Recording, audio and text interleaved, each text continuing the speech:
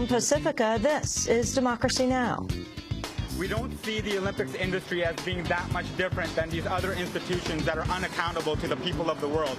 The IOC is like the WTO. The IOC is like the IMF, is like the World Bank. And it encourages the transfer of wealth from public hands to private pockets. Protests in Vancouver against the Winter Olympics. Then the world economy suffered a massive economic earthquake of about 8.0 on the Richter scale. So says author Steve Hill. He argues the European way is the best hope for an insecure age. Then to a real earthquake in China in 2008, where more than 80,000 people died. A writer investigating the deaths of the thousands of school children has been sentenced to 5 years in jail. We'll speak with filmmaker John Alpert, who covered the same thing. His film, China's Unnatural Disaster, has been nominated for an Oscar. But first, record snowfall cripples the nation's capital. Many Republicans are using it to argue that global warming is a hoax. We'll speak with a climate scientist who argues extreme weather is a part of global warming. All that and more coming up. Welcome to Democracy Now!, democracynow.org, The War and Peace Report. I'm Amy Goodman. A new report says the nation's 5 biggest insurance companies set an all-time record for combined profits last year. According to Healthcare for America Now, the companies WellPoint, Cigna, United Health Group, Aetna, and Humana posted cumulative profits of $12.2 billion. That marks a $4.4 billion or 56% increase over 2008. And amounts to an average profit margin of 5.2%. Cigna saw the highest profit jump, with an increase of 346%. Healthcare for America Now says the insurers' record year was aided by 3 factors: dropping customers with costly medical needs, diverting spending from medical care to margins and administrative costs, and a higher enrollment in public programs like Medicare Advantage that pay insurers higher fees. Overall, the insurance companies dropped 2.7 million customers from their rolls last year. The report's release comes ahead of a day of nationwide rallies next Wednesday, organized by Healthcare for America Now. New figures show the improving fortune of major corporations isn't leading to a simultaneous creation of new jobs. Bloomberg News reports a majority of the Standard & Poor 500 have increased revenues to a combined $1.18 trillion, a $518 billion increase over the year before. But capital expenditures, or investments that could have helped create jobs, were down 43%. Around 8.4 million jobs have been lost since December 2007. According to a group of over 50 economists surveyed by the Wall Street Journal, around a quarter of the lost jobs are believed to be gone for good. The survey comes as the White House released an economic forecast projecting job growth this year will be too low to significantly address unemployment. The projection says employers will add just 95,000 jobs per month, a number below what economists say is needed just to keep up with population growth. As the figures were released, Senate Majority Leader Harry Reid announced the Senate will soon vote on 4 provisions aimed at creating new jobs. The American people need a message. The message that they need is that we're doing something about jobs. We don't have a jobs bill. We have a jobs agenda, and we're going to move forward on that jobs agenda. Reid's announcement abandons a bipartisan jobs bill drafted with Republicans. The bill had come under criticism for appeasing lobbyists while failing to create enough jobs.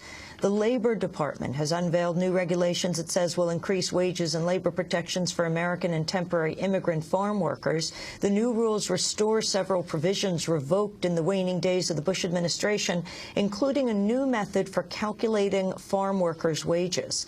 The Labor Department says the Bush-era rules ended up reducing the wages by an average $1 an hour for the year they were in effect.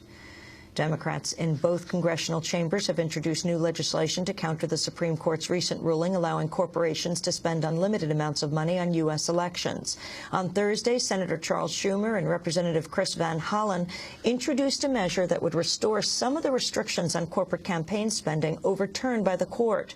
The measure would bar foreign corporations, government contractors, and firms receiving government aid from election spending and force corporate executives to deliver disclaimers at the end of campaign ads they help fund. Candidates on the receiving end of corporate-funded attack ads would be allowed to purchase ad time at the lowest possible rates to issue a response. In other news from Washington, Democratic Congressmember Patrick Kennedy has announced he will not seek re-election in November. Kennedy's announcement comes months after the death of his father, Senator Ted Kennedy. With Patrick Kennedy's departure and no other Kennedy relative expected to run, Congress would be without a member of the Kennedy family for the first time in over 60 years. Haiti has been struck with its first heavy rainfall since last month's earthquake. The coming rainy season has raised fears of disease outbreaks and worsening misery for the hundreds of thousands of people still without shelter. Hours after the rain began Thursday, hundreds of people marched on the Port-au-Prince airport to protest a lack of tents.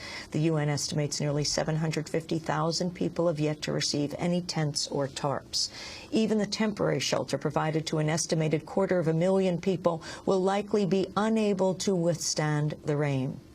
Despite those figures, the coordinator for U.S. relief efforts in Haiti, Louis Luck, said the U.S. is aiming to address shelter needs not in the coming weeks, but by May 1st. In other news from Haiti, the judge overseeing the case against 10 U.S. missionaries says he thinks they should be released while awaiting trial. The missionaries were charged last week with child kidnapping after they were caught trying to leave Haiti with a busload of children. The Obama administration has dismissed Iranian claims to having produced its first stockpile of 20% enriched uranium. Declaring Iran a nuclear state, Iranian President Mahmoud Ahmadinejad made the claim Thursday at a rally marking the 31st anniversary of the Iranian Revolution. But UN inspectors have concluded Iran is experiencing major setbacks in its uranium program.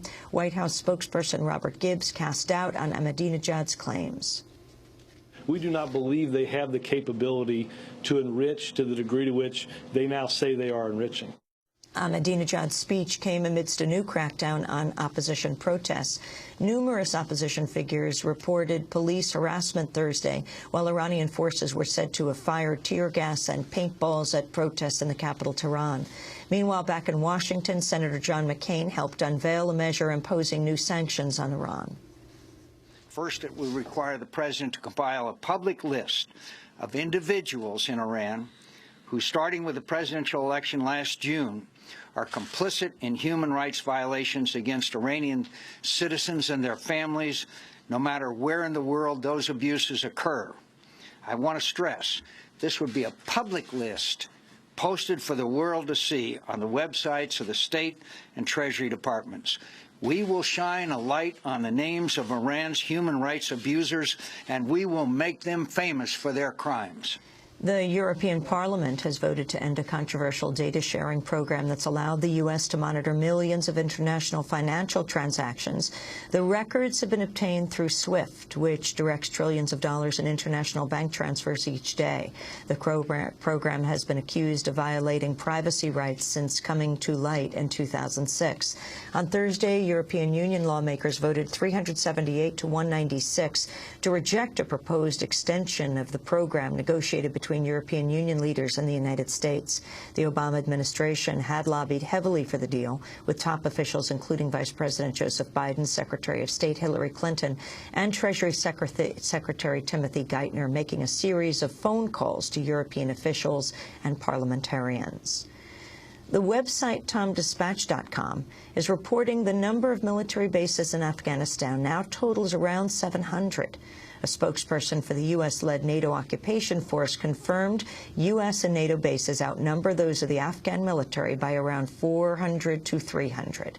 The bases range from small sites to mega bases like Bagram Air Base, which boasts outlets of U.S. fast food chains like Burger King and Popeye's Chicken.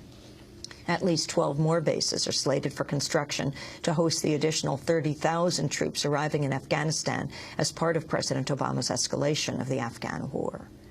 The U.S. military has announced it will discharge a single mother soldier who refused to deploy to Afghanistan because she has no other family to care for her young son. Specialist Alexis Hutchinson was arrested in November and criminally charged last month. With her administrative discharge, Hutchinson will avoid a court-martial, but will still be demoted in rank and lose military benefits. A new poll shows 3/4 of Americans continue to support allowing openly gay and lesbian